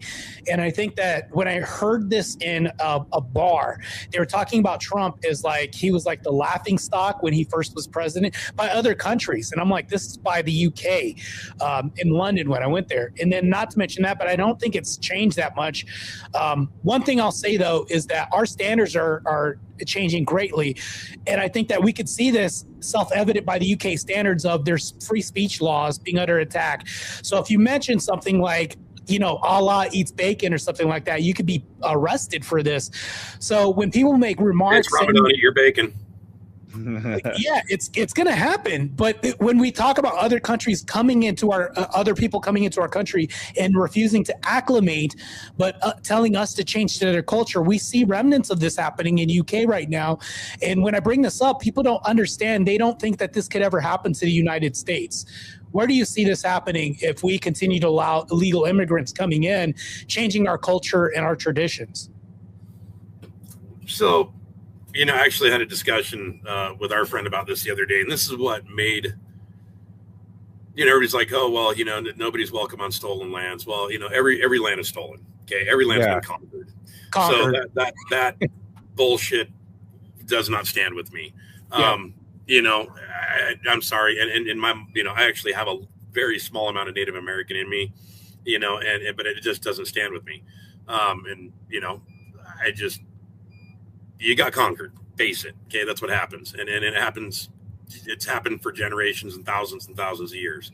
But what made America great is you had these people that were fleeing, basically persecution and then this, hierarchy of England. And, they wanted to get away from it. They wanted to be their own people. They wanted to govern themselves, and so they came here, and that there's the colonies, and then other people came. I mean, you had, not only did you have English, but you had, Irish, you had, Germanics, Hessians that were left over from the fur wars, that were basically Austrian Germans, I mean, all these people came together, you had, even at the time, Africans, all these people, they came together and basically developed a nation out of nothing, working together, trusting in each other, not looking as one is better than the other. And, that they developed what America was. And, and we saw that in the, 1800s, people coming from Europe, wanting a better life, and move west, and the gold rush and all these different things, oil booms. But when they came here, they brought their history with them. I mean, they brought that history, they brought those technical skills, the craftsmanship, or the woodworking or whatever. But they knew that they were coming to America to become Americans. They were proud to become American. They learned the national anthem. They learned the history. They were like, I am a German American. I'm not German. I'm a German American. And that made them feel better about being, who they were. They were a Polish American. They were Italian American. They were Irish American. There was always American, and they assimilated and took pride in being an American. And we don't see that anymore. I live in Arizona and I see it's like, oh, well, I'm Mexican. Well, it's like, no, you're Mexican American. No, I'm Mexican. Okay, well, then you're not a citizen, right? You're illegal. Yeah. Okay, sums it up, and it's like, you see that. And it's like, that's our problem is we don't teach, we don't stand up and say the Pledge of Allegiance every day. We're not proud to fly our flags. We try to replace our flags with LGBTQ and this and that. It's like, no, like the only flags that should fly at a state or federal building should be the MIA, POW, state flag, United Armed Forces flag or the American flag. And the American flag should always be above everything, and exactly. I mean, that's just it. That's who we are. Great. You want to have your whatever flag? I don't care. Fly it outside your house. Be proud of it, but just, we should not identify and fall under that. We need to fall under one banner, and I mean, if you think about knightly times or anything like that, Napoleonic wars and stuff of that nature, it's like the banner, even the Civil War, it's like we all rallied underneath one banner. If the flag fell, we fell. And that's that's another way they've been trying to attack us is to tear that down. What makes America, America? And if we keep allowing that with all these people coming in, it's like, hey, we are a country built by immigrants, from immigrants. But at the same time, we need to make sure those immigrants, don't force, they can assimilate. They're proud to be Americans. They know the history, they learn the history, and they're proud to bring something to the table. Like I think Arnold Schwarzenegger said something like where, he was so proud to be an American, like give back because it gave so much to him. And that's the type of immigrants we need, not these people that come here from various, nations that are like, no, we're going to build our own little micro nation from where we came from inside the United States. We're going to take over the local governments. We're going to rob the people blind. We're going to take from the taxes, Somalia, and, all that stuff. I'm like, I mean, you go to Michigan now and it's like micro Somalia. And I'm like, how did this happen? Yeah, like, that's crazy. Especially, I mean, you go to Dearborn, Michigan, and it's like little Fallujah. And I'm like, how did this happen in such a short time? And it's not because of the people around it not wanting it to happen. It's because of all this woke politics and everybody, well, we need to accept everybody. No, we don't need to accept everybody. We need to vet people and accept people that want to be here, that will be beneficial to this nation, that won't bring this nation harm and everything else. I mean, you can take it all the way back to, the Chinese spies. I mean, when I told you I worked as a fire truck engineer, when I unveiled my fire truck at FDIC in Indianapolis, I literally had Chinese guys walking around with a quarter and setting it everywhere on my fire truck because it was a known dimension, and they would snap photos, and then they could take that photo with a known dimension of a quarter, go back and reverse engineer the part, and then sell it for cheaper. And you see that happening all the time. Yeah. So crazy. Yeah. Our capital intellect is completely under attack. You see, like, I don't know if you guys know Travis Haley, but Haley Strategic, a lot of his things have been copied and they'll literally buy it off of his website, have it shipped to a middle person, say in California, then that person forwards it to China. They reverse scan it, they engineer it, they sell it on, Google or whatever, Amazon or Temu for pennies on the dollar. And, people buy it because it's cheap, even though the quality and the craftsmanship's horrible, but whatever. Mm-hmm. So that's robbery. That's literally robbery when we're taking pending information, and it's like it's hard to like legally sue somebody else from another country from taking your patent and then creating their own product sometimes. So I think that's robbery in broad daylight that's happening right now. When you talk about the quarters being put on your engine and them reverse engineering that in their country, it's almost like they have the ingenuity that we don't. I think we're losing that as a country. We're becoming lazy, we're becoming lax, and not to mention this, but I think we have an issue with feminism, feminizing men as a whole by trying to make them equal with women, which will never happen. And this is I don't even know where to go from there. This is just crazy. And I can see this happening in real time, and you do too, and I'm sure Vic can agree with that too. Mm-hmm. Craziness. And speaking of the feminism stuff, there's with that comes a lot of the tone policing where it's like, well, I don't like the way that you say this, or I don't like the way that you say that. You're too harsh, or you're using such crass language. And it's like, we kind of need enough with that, because sometimes these things need to be said. But if we're always worried about, oh, well, we got to be careful when we say this, I think it's going to hinder us more than help us personally. Well, yeah, I mean, everybody needs the hard truth, I mean, that's yeah. I hate to say it, it's like I'm an average looking guy, below average. I've been beat up and thrown hard, put away wet, and everything else. There's a whole lot better looking people out there than me, and I can handle that, where it's like, I don't give a shit. You call me fat, ugly, or whatever. I don't care. It's like, I am who I am. Or if you say that to a woman, she's going to rip her head off, and whatever. And that sort of stuff, it just cracks me up. The double standards is just ridiculous, And I mean, if the pussification of men is horrible, and it's like men should be able to speak their mind, be men, be who they are, pound on their chest and kick some ass and, take some names and build some stuff, and, it's like you looked at Henry Ford, who built that. Henry Ford, he was a man. Okay, there you go. And that sort of stuff has been suppressed lately, and it's like, oh, well, we got to think this way. Well, you know what? Men know how to get shit done. We just do. We've been doing it for thousands of years. Let us take the lead. We'll rebuild the nation, and it's not saying that women can't be there in some shape or form or by our side or whatever else. But like to basically take your strongest players of the team and put your thumb on them and press them down and hope to God you're going to win. That's not going to happen. And that's why I know they don't want us to win, is because they're setting us up with all this feminism stuff and woke ideology and everything else where they do not want this nation to succeed. They don't want us to succeed as Americans. They definitely don't want men to succeed.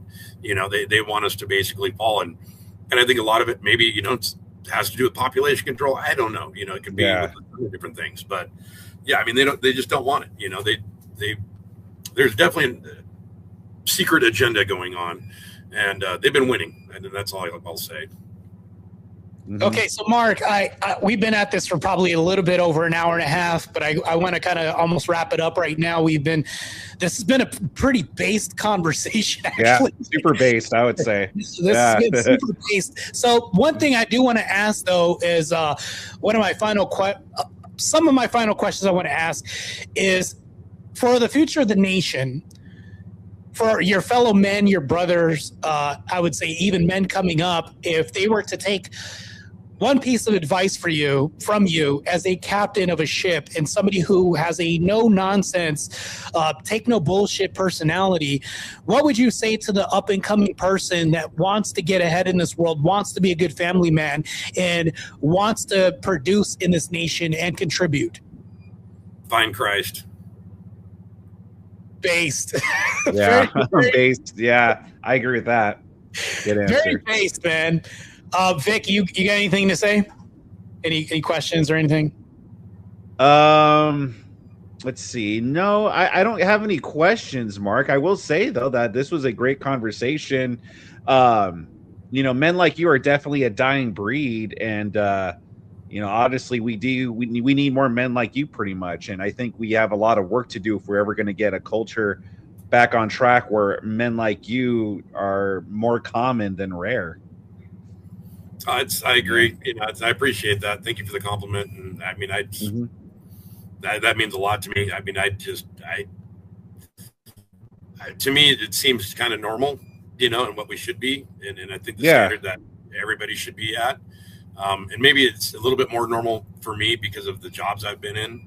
But I can definitely see where it's, especially having younger male boys, I can see where it's definitely being attacked and where, men such as myself and you guys need to step up and get the word out. I mean, honestly, it's an informational battle that, we're waging with all these people that have billions of dollars behind them, and influence, A-list celebrities and everything else and money and billboards and TV shows and all that, and it's the little guys, it's young son heroes like yourselves that are taking them on. And I really appreciate that from both of you, that you guys are going up against the machine, the monster that's been created, and allowed to be let loose for decades, and, you guys pretty much put some gigantic targets on your back, for doing it day in and day out, and so for that, thank you.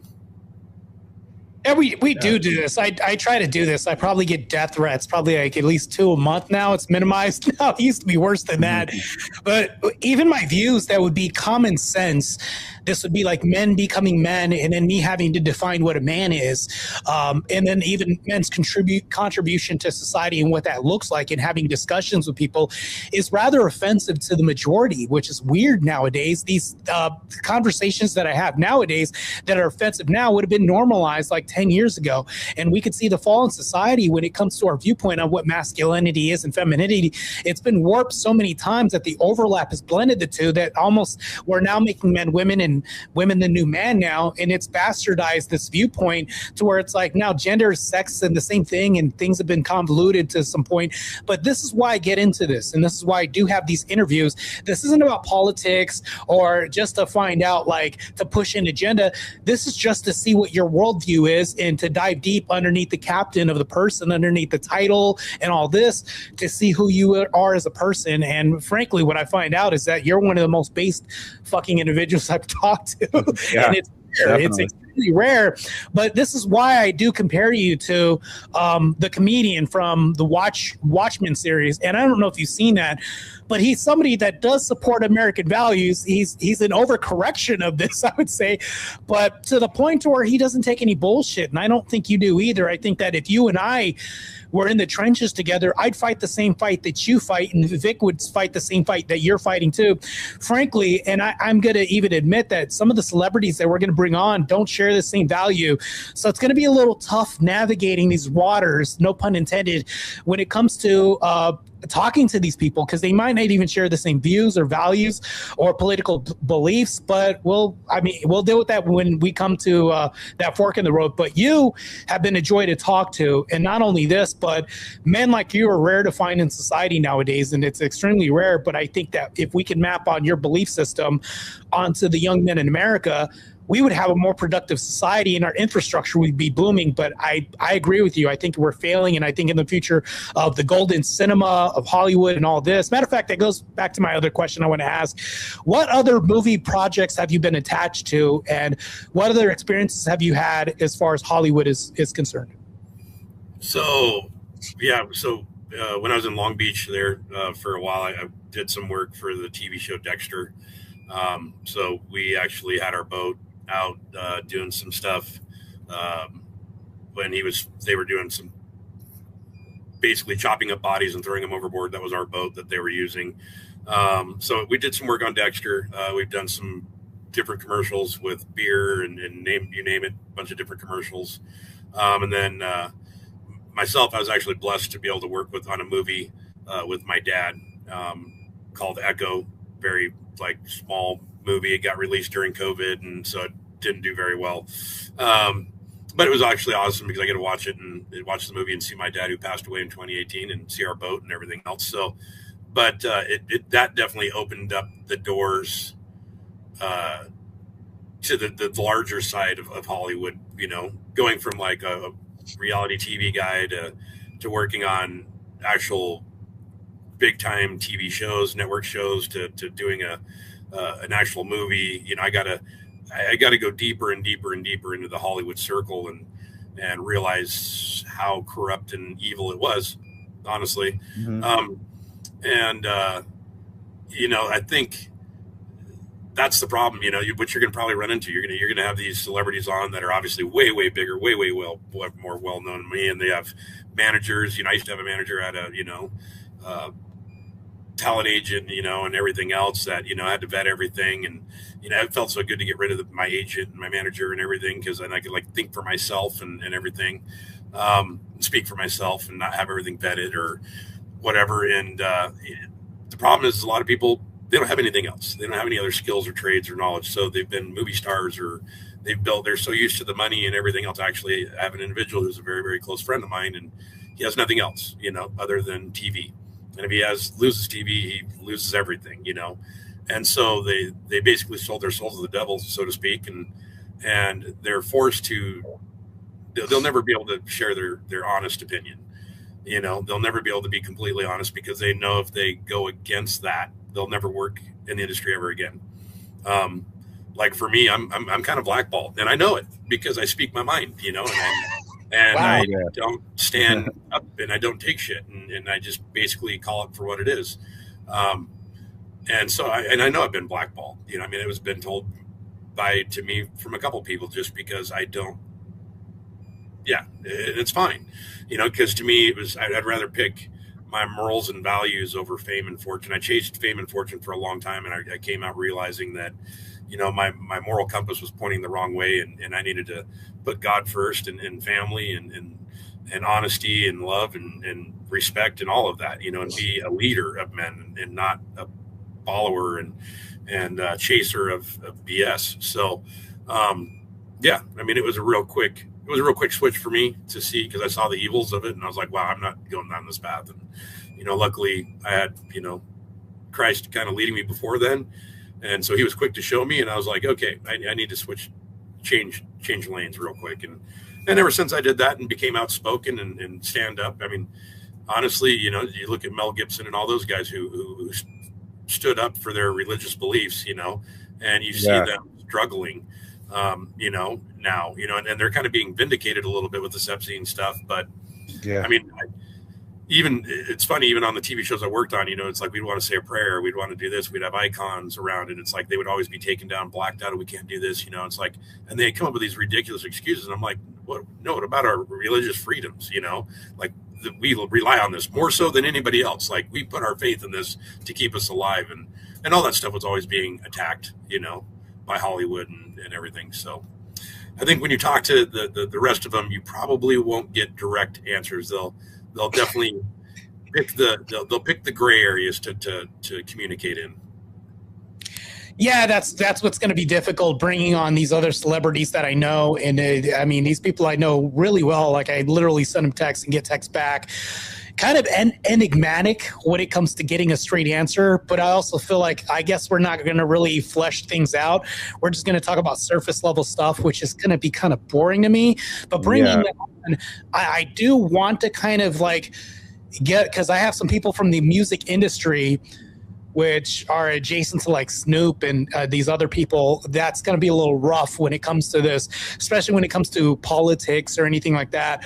I don't want to have a show that's lacking substance, which this show mind you, has nothing but testosterone, and it's just pure adrenaline, fuel, survivalist mentality, and what a man should be. To me, I equate this to what would be like the Rogan experience when it came to getting to know somebody, the ins and outs of their industry, their ideological values, not only this, but their culture that they bring on screen, because you are walking culture. When we see this is the culture that you set forth on your ship for other people to follow, which keeps men safe, which keeps them protected, and we can map this onto our nation. And to me, we can replicate this, but I don't think that these values are seen in some of the celebrities that we may have on the show as well too. But you know what? That's not for me to decide. That's for me to vet when the time comes. But yeah, it's been a pleasure having you on the show. And Marc, I know that in this real world, and we're talking about this reality, that if everything happens to go to shit, I know you as a friend and as a brother that with my diesel mechanic degree, I could, or my knowledge of all this, I can just be like, you know what? He doesn't take any bullshit. Neither do I. All I think about is a merit-based protocol, and we could survive together. So I think that if we have more men and brothers in Christ, and we bring all of us together, we can formulate a society that we can map onto our next generations of people to come. I agree 100%. It's kind of time for a new crusade, so to speak, Oh, crusade. Crusades, huh? Yeah, now we're talking. The Impaler may be making a second coming. Well, I'll say my oldest relative that I can trace back is Marc, who actually brought, it was a Teutonic Knight and brought Christianity to Latvia. So I believe it was like in the 1513s or something. That's my oldest. Oh, wow. Or 11. Wow. I have to look at it. It's like 15 something. But yeah, it's my oldest relative that I can trace my family back to. So yeah, we've been fighting for Christianity for a long time. Anyways, but yeah, it's I think I challenge anybody that you have on here, to grow a set of balls and actually speak their mind and go against the system, and not be afraid of being honest, because it's not about just us as individuals. It's about our children. It's about society. It's about our nation and morals and values and survivability as humans as a whole, And if America doesn't get with it here pretty soon, we're going to, it's going to get really, really ugly, really, really fast. So, I suggest any celebrity that you have on here to actually grow the set and speak the truth and not worry about what their agent or their manager is going to say, and realize that now's the time to actually step up and think for themselves. Mm-hmm. Yeah, definitely. Yeah, and really impactful is the discussion moving forward. And I know my co-host Cool Vic certainly approves and enjoys this too. This has been an experience for me.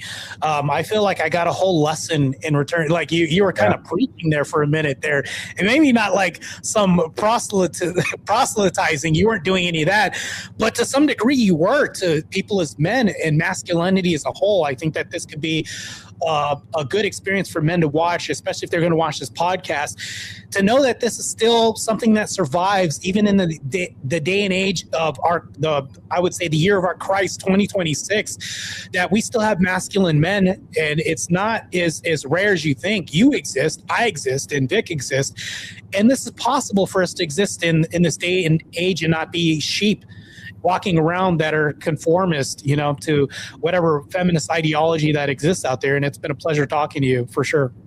No, it's been an honor, you guys, and I really appreciate you guys taking the time. So appreciate it. Yeah, for sure, man. Yeah. Any last parting words, Marc? I know you're on the Bering Sea right now, and I know that I don't know if are the waters treacherous right now, or is it calm? No, God is smiling upon us. It's nice and calm today. It hasn't been for the last few days, but we've had actually a couple of days of really nice weather. So I'm eating it up right now because it's supposed to get really nasty the next day or two. So this is a good time. And other than parting words, that's the thing. There's as men out there, we don't need to be afraid. You don't need to think you're the only one out there. There's a lot of like-minded individuals, and now's the time, for us to come together. We are the last bastion of hope, and that doesn't mean that, it's just up to men too. It's up to women. It's time for women too to step it up their game, and men to step up their game. It's time for us as humans to, find Christ, to come together and start taking on the evils that have been, hidden behind obvious doors that we've just chosen not to see or look beyond. And if we want to survive as individuals and godly individuals, it's time for us to start, standing up and voicing our opinions and showing pride in being a Christian and, coming to a brother's aid or a sister's aid and creating that family structure, not just within your community or within your job, but globally, because that's really what all we have is just each other. And now's the time. I mean, we're literally under attack as Christians from every direction, up, down, around. And we are not a religion of peace. I mean, we've been beaten that we've been taught that we're supposed to be, but we're not, I mean, I could go and say the Crusades, people want to say about the Crusades. Well, that was only after 200 years of having our butts kicked out of us by the Muslims, then we finally got it together. We're like, okay, we've had enough. And so God himself said, if you have a cloak, sell it for a sword. So, I mean, it's time for us to actually step up and be Christians and be leaders and guide our brothers and sisters, in the right direction and take on this evil that they're trying to overcome us with, because that's just not what we do as men.